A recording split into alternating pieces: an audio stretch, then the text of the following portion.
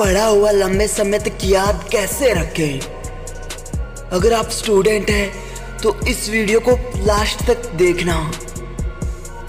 दोस्तों मान लो मैं आपसे ये कहूँ कि आपको 50 किलोमीटर अपनी कार में जाना है और रास्ते में आने वाली सभी गाड़ियों की गिनती करनी है।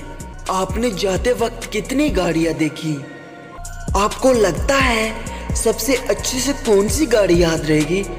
तो दोस्तों सबसे अच्छी तरह से गाड़ी वो याद रहेगी जो आपने पहली बार देखी और जो आपने लास्ट बार देखी।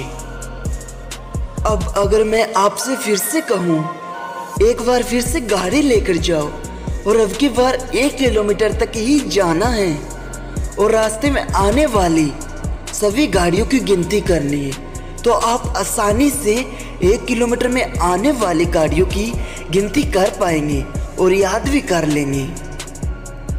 और ऐसा इसलिए हुआ क्योंकि 1 किलोमीटर में आपने कम समय लगाया और बिना बोर हुए गए।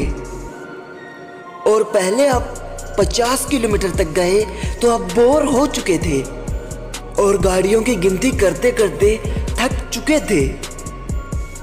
जब आप 50 किलोमीटर गए तो आपको रास्ते में आने वाली गाड़ियाँ याद नहीं थी और जब आप 1 किलोमीटर गए तो रास्ते में आने वाली सभी गाड़ियाँ आपको याद थी।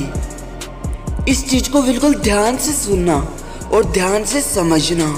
और यही सेम बात पढ़ाई पे डिपेंड करती है।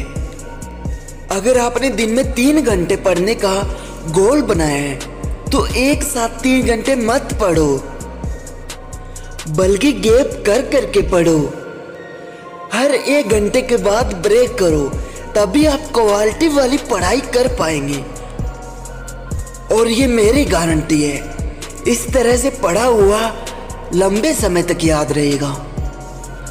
दोस्तों इसी तरह वैज्ञानिक भी इस बात को मानते हैं कि आपको किसी काम में सबसे शुरुआत वाला और सबसे लास्ट वाला अच्छी तरह से याद रहता है। उसी तरह आप पढ़ाई करते वक्त भी एक गलती करते हो। आप एकदम से बड़ा गोल बना देते हो कि मुझे 3 घंटे पढ़ना है।